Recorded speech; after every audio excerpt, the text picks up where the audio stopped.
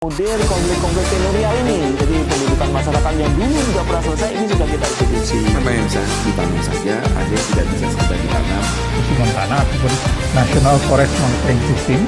Kebijakan satu desa ini boleh dikatakan menjadi utama. Ya, selamat siang. Saya Lukmi Purwandari, Kepala Pusat Pengembangan Generasi Lingkungan Hidup dan Kehutanan (KLHK).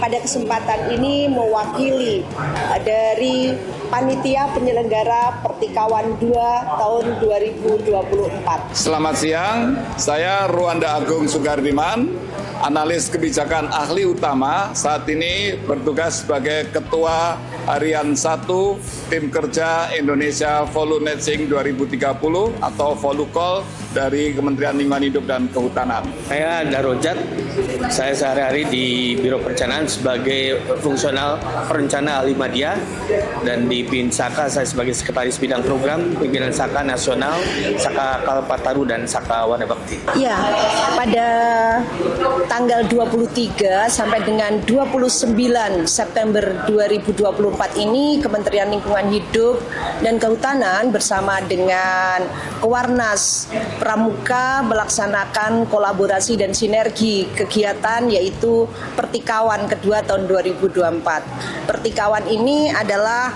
perkemahan bakti Saka Kalpataru dan Saka Wanabakti nasional tahun 2024 yang tujuannya adalah untuk mencapai target Volunetzing 2030.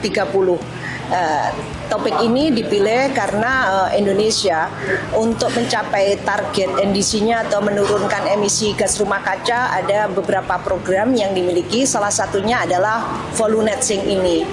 Dan pada tahun 2024 ini pertikawannya sudah dilakukan pertikawan kedua karena setiap 5 tahun dilaksanakan. Pertikawan kedua tahun 2024 ini mengusung tema dengan Pertikawan Nasional kedua tahun 2024, kita tingkatkan peran serta Saka Wanabakti dan Saka Kalpataru dalam mensukseskan Volunetzing 2030 menuju Indonesia hijau.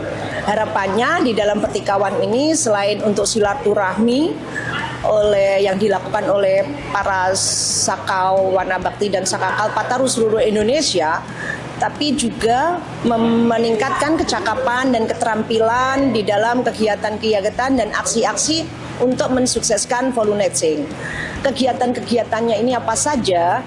Ada beberapa krida, ya Kak Darujat, ada beberapa krida, baik itu di krida-krida di Saka Wanabakti maupun Saka Kalpataru. Mungkin Kak Darujat bisa menyampaikan krida-krida apa saja yang bisa dilakukan oleh Saka Wanabakti dan Saka Kalpataru dalam mensukseskan Volunetzing 2030 ini. Silakan Kak Darujat. Pramuka Penegak Pandega itu usianya 16 sampai 25 tahun. Dan di Saka Wanabakti dan Kalpataru ini mereka berlatih dan dibagi beberapa krida. Di Saka Wanabakti ada 4 krida, itu Binawana, Reksawana, Gunawana, dan Binawana. Dan Kalpataru ada 3 krida, yaitu 3R dan krida keanekaragaman hayati dan krida perubahan iklim. Tentu terkait dengan kegiatan yang dilakukan mendukung Volunetzing, salah satunya adalah peningkatan kualitas peserta didik itu dengan meningkatkan kemampuannya, keterampilannya sehingga dia mampu untuk menerapkan dan mempraktekkan sehingga nanti bisa berbuat banyak apa yang sudah menjadi program kita menuju Volunetzing 2030 bisa terlaksana. Saya ingin menyampaikan bahwa di antara rangkaian kegiatan pertikawan ini kan nanti ada perkemahan dan beberapa kegiatan peningkatan kecakapan dan keterampilan kakak-kakak di Saka Wanabakti dan Saka Kalpataru. Ada satu sesi yaitu semiloka. Kami mengadakan semiloka, dan khususnya bagi saya sebagai Kepala Pusat Pengembangan Generasi Lingkungan Hidup dan Kehutanan ini punya tanggung jawab untuk mengembangkan perilaku maupun budaya ramah lingkungan dan kehutanan bagi generasi-generasi muda khususnya.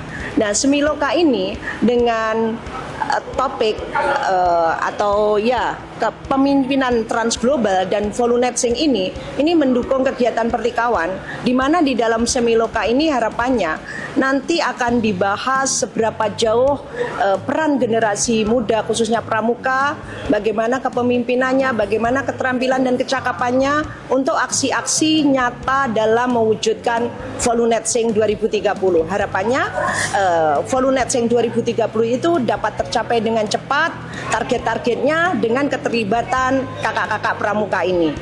Dan bagaimana ini nanti hasilnya gitu ya, saya kira bisa disampaikan gambarannya tentang Volunetsing nanti kedepannya seperti apa, bisa dipercepat target-targetnya tercapai oleh adik-adik pramuka. Kami persilakan Kak Ruanda bisa menyampaikannya. Selamat siang semuanya, salam pramuka untuk kita semuanya.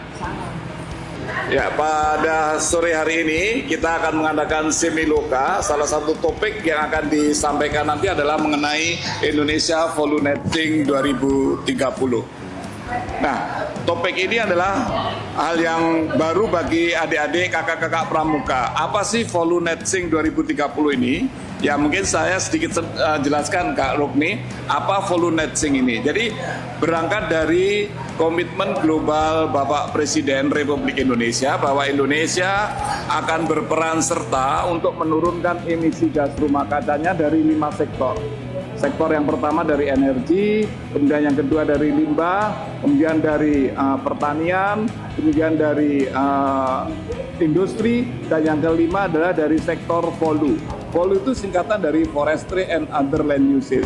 Nah, dari 5 sektor penurunan emisi gas rumah kaca Indonesia ini, sektor volu ini mempunyai tanggung jawab yang luar biasa tinggi. Sekitar 60% penurunan emisi gas rumah kaca dari Indonesia ini menjadi tanggung jawab volu. Jadi kehutanan dalam hal ini mempunyai tanggung jawab yang sangat luar biasa. Untuk itu kita harus menyiapkan